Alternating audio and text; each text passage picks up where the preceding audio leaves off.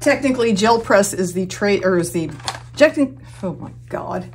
Hey everybody, Luxinda here. Welcome back to the Lou. So today we are going to be playing with my gel press, my gel plate, and a whole bunch of things that I have never tried on a gel plate before, just to see what happens because I'm curious and I like to experiment. It's fun. Let me run through the things real quick. Before I even start doing that, I want to let you know I have first purchased these items quite a while ago. And I'll link to the video down in the description, but I'll put the date here on the screen just to let you know how long ago it actually was. It feels like more than a year, but I don't know, my sense of time is a little screwed up these days. So I wanted to let you know about these because they have all dried up. And this is what happens if you buy something that's wet or liquidy or, you know, a paste, which many of these are, and you open it up and then you don't use it for however long, they tend to dry up. I mean, that's how it works. But in case you have any of these products and you haven't looked at them for a while, you might want to check on them. So real quickly, what has dried up, unfortunately, is my icing paste from Art Extravagance. 3 of my Nouveau things.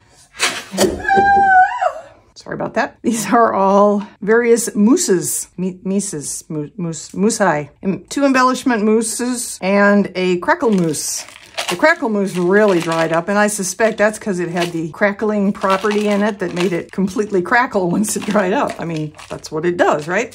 These were pastes, and they are now just solid blocks. Don't even come off on the finger. It's just solid lump now. Like I said, it's a shame. This was another one that the same thing happened to. This is an opal polish from Cosmic Shimmer. Same thing, hard as a rock in there now, which is interesting because I got some other Cosmic Shimmer things in these same containers. This is a matte chalk polish and this is a luster polish. And these are both still very, well, this one's very paste-like and this one is downright wet. And then the other thing I have that's still in good shape is the Stamperia Glamour Paste. Very nice and paste-like. That was a little bit of a PSA to start, you know, check your old products, get rid of what doesn't work anymore. We have some acrylic mousse. I don't know what that is. It says pastel paste. So it's an acrylic, but it's more of a paste than a paint. We have something, and this is a powder. I don't know if this is gonna work or not. It's called Pixie Sparkle from Cosmic Shimmer. I have all my Distress Mica Stains from Tim Holtz Ranger. I use some of these over on my Tumblr channel for Halloween. 2 of these are specific to Halloween. Fortune Teller, Wicked Elixir, Decayed, Harvest Moon, Burning Ember, and Iron Gate were all released for Halloween, and I use them on a cup. I will put a picture of it here. I really love how it turned out. It looks very strange on resin, I will admit that, but I think it looks cool given the Halloweenness of everything. They're really more meant for card making. These were released for Christmas of this year, and I never got around to using them before Christmas was over. This is Fresh Balsam, Tart Cranberry, Winter Frost, Merry Mint, Cocktail Party, and Shiny Bauble is the blue. So we'll try those. Then I have something I just found on Jerry's Artorama's website, maybe. These are Galaxy Dust, and that sounds like a mica powder, but it says acrylic airbrush metallic colors. They shift depending on the light or the angle. So these are like chameleon micas, but they're mixed in a liquid. There's a mixing ball in there and everything, and you're supposed to put them in your airbrush and brush them onto a black surface. Well, we're not going to do that, of course, today. I will do that another time if you want me to. Let me know. Let me know if you want me to swatch these with my airbrush. I would think I will probably end up doing it on the other channel as well on a black tumbler. So yeah, I have some different papers. This looks like copy paper, but it's actually a little whiter and a little heavier. And we have rice paper, which is a beautiful, strong, absorbent paper that I like to use. I have some black paper, and I have some watercolor heavy-duty stock paper. I'm just going to start, you know, swatching and pressing and brayering and then printing. We'll see what we get. Technically, gel press is the brand name, and this is, generically speaking, a gel printing plate. So calling it a gel press or a gel plate, I'm sure they're not exactly supposed to be interchangeable, but you'll hear me use both terms. Let's start with our old stuff that I just talked about. Pastel paste. Why do I take my glasses off? Why? Okay, so this is the matte chalk polish. Yeah, this is really weird, gelatinous stuff. Really weird. I don't know how it's gonna look on a gel plate. I don't even know what you would use this for, honestly. It's matte, which I don't like. I like shiny things, and it's chalky. For some reason, I also am not a big fan of.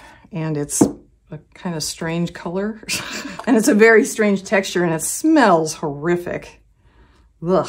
This is Luster Polish. This is more up my alley because it's pretty and gold and sparkly. Glamour Paste in silver.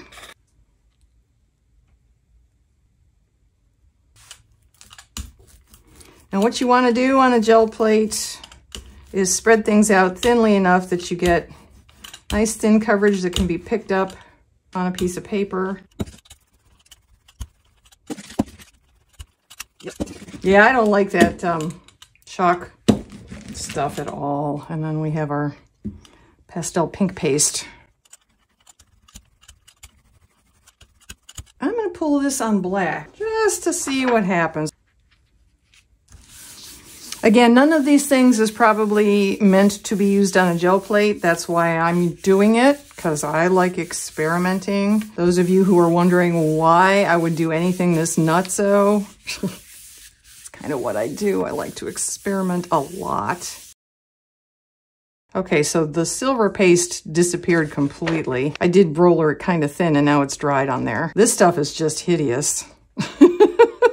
The pink paste is kind of cool, kind of, but yeah, of course, as I expected, the gold is very pretty. All right, so what happens now? Well, now most everything that's left is dried on there.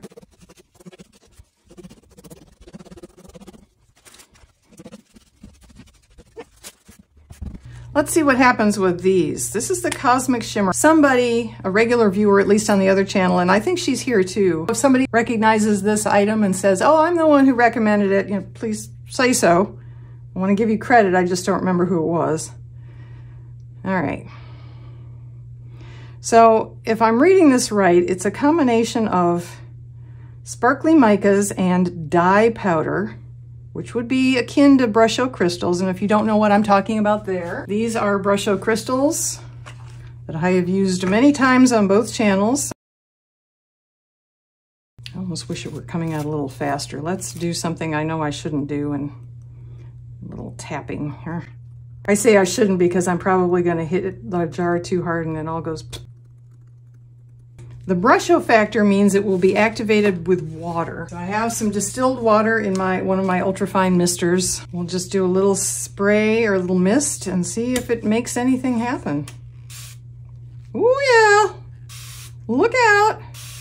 There, ooh, ooh, look at that. Nice. Oh, I like that. That is gorgeous. That calls for another piece of dark paper. It's very often that the first pull or the first print isn't as spectacular as subsequent ones. Very pretty. So yeah, chameleon micas and dye. I'm gonna let this dry and then we'll come back and we'll pull it with some paint and see what we get. Stay tuned. Okay, while we were waiting for that stuff to dry, I thought, you know what? Got all this other stuff here. I'm going to bring out these mica stains because I saw what they looked like on resin and that was weird. So now I want to see what they look like on actual paper. This is Fortune Teller, Wicked Elixir, Decayed, Burning Ember, Harvest Moon. Ooh, that's pretty. I like that. Iron Gate. To me, they look very Halloween-esque. None of that surprises me a lot. I am curious, though. What happens if I do this? You see the blue coming out here? Isn't that pretty? I like that. This is called Purple Rainstorm. I don't think I told you that before. Pixie Sparkles in Purple Rainstorm. That is gorgeous on top of yellow. Oh, I like that a lot. This is the Christmas collection now. This is Winter Frost. Ooh, that's gorgeous. Fresh Balsam. Tart Cranberry. Ooh. That's a red in a Cocktail Party. Shiny Bubble. There's Cindy's favorite right there. And then we have Merry Mint. Gorgeous. Okay, now I'm going to do the same thing on black. I do not have black watercolor paper. I'm sure it exists. I don't have it. This is black mixed media paper. Do the same things all over again. Yeah, these are even more beautiful on black. I don't know if the shimmer shows up as much. It should. I can see it, but that doesn't mean it translates well to camera. So I apologize if it's not coming through. It's really beautiful. I am curious about these. These are my Galaxy Dust hobby colors. There are two other sets, Space Dust, which is this collection, and they also have Magic Dust, which is this collection. And then it looks like they have all of them together in a set called Aurora Borealis. So that was light violet green, green gold, and cold blue. So we'll see if we can get them to shift. This is turquoise violet, emerald green and mauve, green, silver, and blue, and dark green and tin.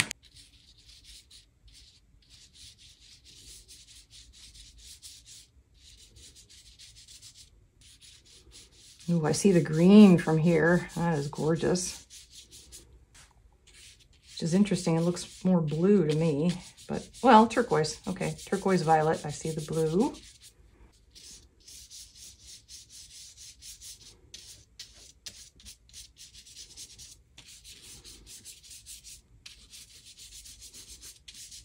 Beautiful.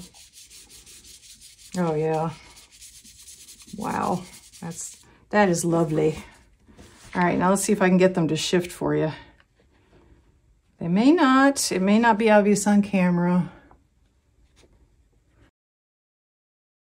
I was going to press this on white.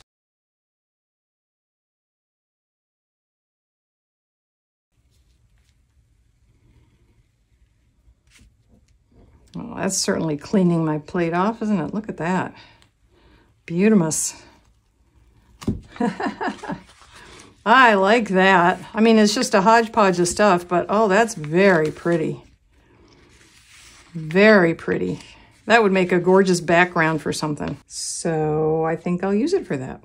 All right, so let me clean this up and bring everything back and we'll go through everything we just did. I just want to pop in here quickly because I promised I'd come back after 3 washings and 3 dryings from last week's video where we did a test of the 2 DTF hacks, one of which worked pretty well. This was DTF film and powder using sublimation ink from my sublimation printer, and the one that really didn't work at all. And I wanted to mention, I think I said in last week's video that I wasn't going to bother doing the second press for 15 seconds to really adhere it to the t-shirt. I actually did do that anyway off camera, just so these would be more of a fair test. So these have both been DTF'd and then second pressed. And I still like how this looks. I don't think this looks drastically different from the video last week before I washed it and dried it 3 times. And by dry, I do mean putting it in a dryer on low heat. I turned the shirts inside out before I did any washing and drying. This one looks pretty good still. It still stretches. It still feels good. This one is a total bust. Total fail. This will be a rag shirt now. Don't do that hack unless you know of a way of doing it differently than I showed that works a lot better than that. And then this was the sublimation, the true sublimation one I did on a 50-50 cotton polyester shirt. If you have any secrets that I didn't talk about in last week's video that would make a difference here, please let me know in the comments below. If you've done the inkjet hack and it works for you and it washes and dries well for you, please let me know what you did differently. And yeah, back to our regularly scheduled video. So let's take a look at what we did today. I started out going in one direction and ended up going in another. These are my Tim Holtz Ranger distressed mica stains from Halloween and Christmas, and then I liked Christmas so much but didn't see the shimmer as much, so I redid that on black, and it really changes things. I mean, they're beautifully colorful on white, but they're beautifully shimmery on black. I like them both. If you have a preference, let me know below. I'd be curious to see what the majority is of who likes what better. Then we had this pixie dust stuff, Pixie Sparkles from Cosmic Shimmer in Purple Rainstorm. So this is the print I finally pulled after everything had dried. This was the very first print I pulled, which really at this point just looks like some purple to blue shifting mica on black paper. And then of course we go back to our very first print. I guess it's kind of interesting. I shouldn't say I don't like it. I'm not sure what I could do with it. It's okay. It's kind of interesting. So I don't know. If you think of anything I can do with any of these. What I'd like to do, at least with the white ones, because you'll be able to see it, is get some stamps, you know, my ink stamps, and actually stamp something, like an owl right there on a green background. I think something like that would be really pretty. I'm not sure I have any creepy Halloween specific stamps, but if I do, obviously, these would be really cool backgrounds. I want to do something with this yellow. This is the yellow Mica Stain, the distressed Mica Stain, sprayed on here, and then these Pixie Sparkles, this particular one, the purple and blue one, dusted on top while it was still wet. That is cool. I really, really like how that looks. So I want to do something with that. But again, any ideas, any suggestions based on these things, or trying something different with these same things, even if it seems like a crazy idea or far out or whatever, go for it. Put it down in the comment section. I'm all ears. Well, I guess I'm all eyes. Thank you so much for joining me today. Stay safe, everyone. I will see you in the next video.